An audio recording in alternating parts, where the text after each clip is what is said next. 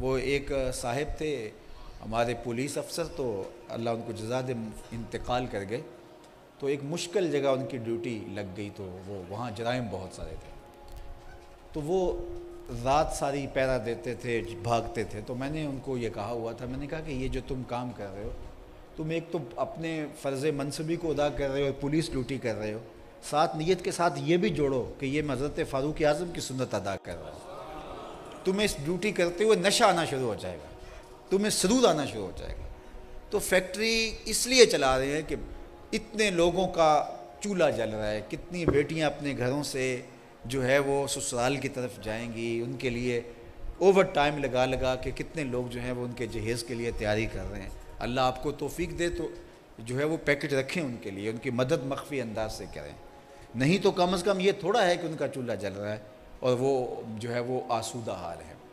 تو اللہ تعالیٰ کی بارگاہ میں دعا کرتا ہوں اپنے ان دوستوں کے لیے کہ یہ ان کی پہلی فیکٹری ہے تو اللہ ان کو دوسری دے، دوسری ہے تو اللہ تیسری دے، تیسری ہے تو اللہ چوتھی عطا کرے، اسی طرح باقی لوگ جو بھی ہیں، اس طرح جو یہاں ہم کام کرنے والے ہیں، اللہ ان کو بہتر سے بہتر مواقع آگے بڑھنے کے عطا فرمائے، اور میرا ملک آسودہ ہو، معاشی بحرانوں سے نکلے، ہر طرح کی برکت، ہر طرح کی رحمت نصیب فرمائے۔ اور یہ 23 مارچ ہے اور یہ پاکستان کی قرارداد اس دن منظور ہوئی تھی، تو یہ اسی نسبت سے شاید آج رکھا گیا، تو ہم اس موقع پہ وطن عزیز کے لیے دعا بھی کرتے ہیں، اور انشاءاللہ العزیز وہ وقت آئے گا کہ پاکستان ایسا ملک بنے گا کہ دنیا دیکھنے آئے گی۔ ابھی تو مایوسی چھا رہی ہے، جس طرح یہ مچھلی منڈی بنی ہوئی ہے اور جس طرح یہ قابل فروخت چیزیں آپ کو دیکھنے کو مل رہی ہیں،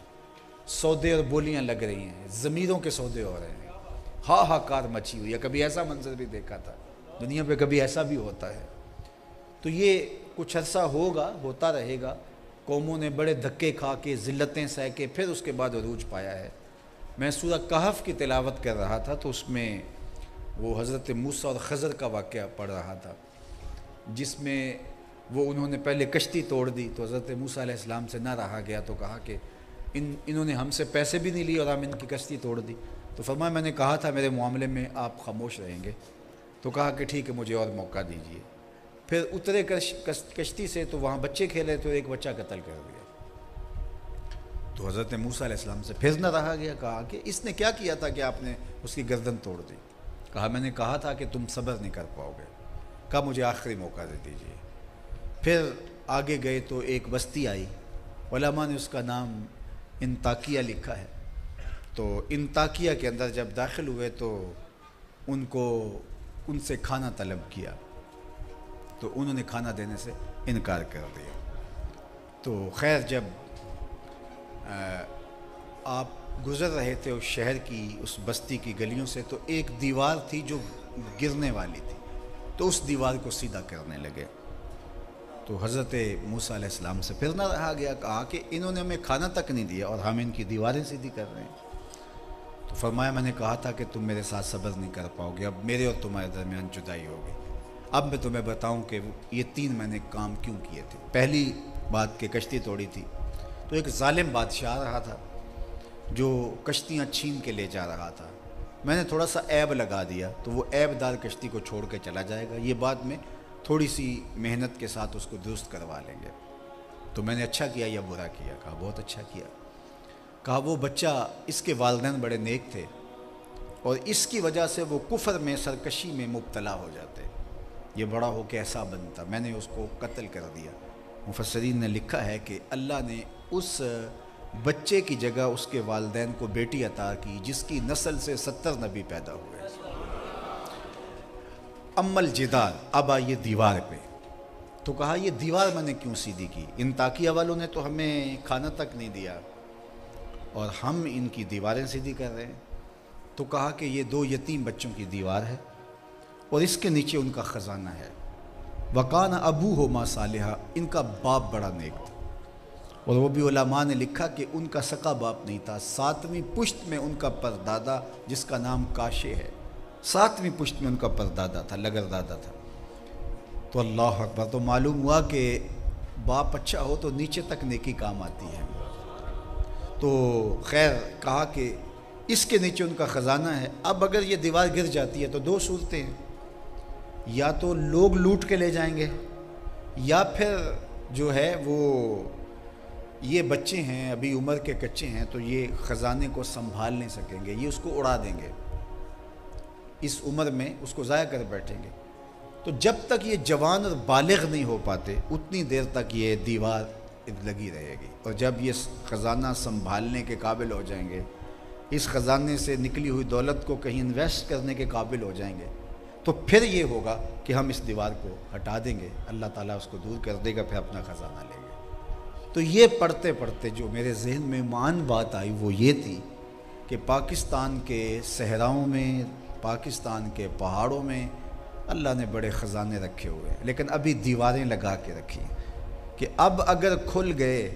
تو یہ ڈاکو چور لٹیرے لوٹ کے لے جائیں گے، جب کوئی سنبھالنے والا آ گیا اللہ دیواریں ہٹا دے گا، اور پاکستان ایسا خوشحال ملک بنے گا دنیا دیکھنے کے لیے آئے گی انشاءاللہ۔ تو یہ وطن خوشحالیوں کا ضامن بنے گا، اس لیے کہ اسلام کی نشأت، اسلام کی نہضت انشاءاللہ یہاں سے ہونی ہے۔ حضور علیہ السلام نے محسوس کیا ٹھنڈی ہوا یہاں سے آتے ہوئے، مستدرک حاکم کے اندر روایت موجود ہے کہ حضور علیہ السلام نے، اقبال نے اسی کا ترجمہ کیا تھا، میرے عرب کو آئی ٹھنڈی ہوا جہاں سے، میرا وطن وہی ہے، میرا وطن وہی ہے، یہ وہی وطن ہے جہاں سے حضور نے ٹھنڈی ہوائیں محسوس کی ہیں۔ تو انشاءاللہ آپ نے اپنے حصے کا کام کرنا ہے، تاجر ہے تو وہ اپنے حصے کا کام کرے، مزدور ہے تو وہ اس ملک کی تعمیر میں کوشش کرے، اور اگر کوئی ممبر و محراب کی ڈیوٹی کر رہا ہے ہماری طرح تو وہ قوم کی صحیح رہنمائی کرے، اس وطن سے محبت کا درس دے، اسلام کے ساتھ ٹوٹ کے پیار سکھائے، ذات رسالت مآب کے ساتھ ٹوٹ کے پیار سکھائے، حقوق العباد، حقوق اللہ، لوگوں کے ساتھ رویوں کی درستگی، یہ سکھانا ہے اپنی قوم کو، تاکہ ہم ایک اچھی، صالح، پاکیزہ، ذمہ دار، منظم قوم بن سکیں۔ چونکہ ابھی تک ہم قوم نہیں بن سکے، ابھی تک ایک ہجوم ہے، اور ہجوم بھی بے ہنگم، آوارہ، جدھر کسی نے ہانکا ادھر ہم چل پڑے۔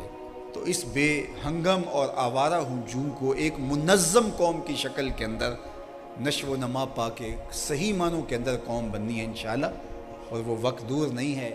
کہ جب انشاءاللہ اس وطن کی ہوائیں نظام اسلام سے خوشبودار ہوتی نظر آئیں گی،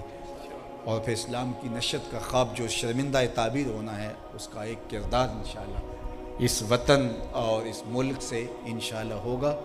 پاکستان کی مضبوط آرمی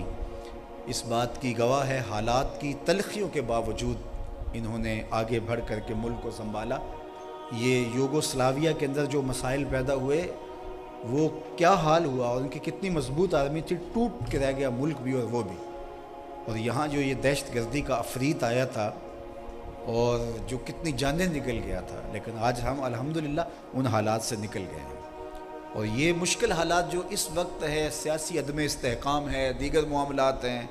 ہمیں ابھی تک کوئی سیاسی قیادت ہی اتنی اہل نہیں مل سکی، اور اس طرح اداروں کے معاملات بھی آپ کے سامنے ہیں، تو انشاءاللہ وہ وقت آنے والا ہے کہ چیزیں وقت کے ساتھ سنوریں گی، اور جب اہل لوگ مسندوں کے اوپر آ گئے تو پھر دیوار گر جائے گی، پہاڑوں کی دیواریں بھی، صحراؤں کی دیواریں بھی، اور سمندروں کے اندر پھر اللہ تعالیٰ یہاں سے وہ خزانے ہمارے لیے ظاہر کرے گا کہ انشاءاللہ پھر ہم دیکھیں گے کہ یہ ملک کیسے جاتا ہے۔ تو اس وطن کو ہمیشہ اپنی دعاؤں میں یاد رکھیے۔ میرا خیال ہے کہ میں گفتگو اپنی لمبی کر گیا، انہی باتوں پہ اپنی گفتگو کو سمیٹتا ہوں، اس دعا کے ساتھ کہ اللہ جل شانہ ہمارے ان عزیزوں کو رزق کی فراوانی عطا کرے۔ آپ جتنے لوگ آئے ہیں، جس بھی رزق سے کے وسیلے سے، جس بھی کاروبار سے جڑے ہیں، اللہ تعالیٰ آپ کو برکتیں دے۔ عالی مرتبت مہمان علماء کرام جو تشریف فرما ہے، اللہ ان کو بھی جزا دے۔ وآخر دعوانا ان الحمدللہ رب العالمین۔ الحمدللہ رب العالمین والصلاة والسلام علی اشرف الانبیاء والمرسلین۔ اللہ اٹھے ہوئے ہاتھ کبھی بھی خالی نہ موڑے جائیں، پھیلی ہوئی جولیاں رحمتوں سے بھر دی جائیں، بخت کی بہاریں نصیب ہوں، مقدر کی خزائیں رخصت فرما دی جائیں، جئیں تو تیرے لیے، مریں تو تیرے دین کے لیے، زندگی کی آخری ہچکی تک تیرے رسول کے وفادار رہیں۔ اللہ اس جگہ پہ برکت نازل فرما، اس کاروبار سے جڑے تمام لوگوں کے رزق میں فراوانی عطا فرما، جتنے مہمان تشریف لائے سب کے رزق میں برکتیں عطا فرما۔ اللہ میرے وطن کو معیشت کا جمال اور معاشرت کا حسن عطا کر دے، ہر خیر ہر بلا اس وطن کی جھولی میں ڈال دے اللہ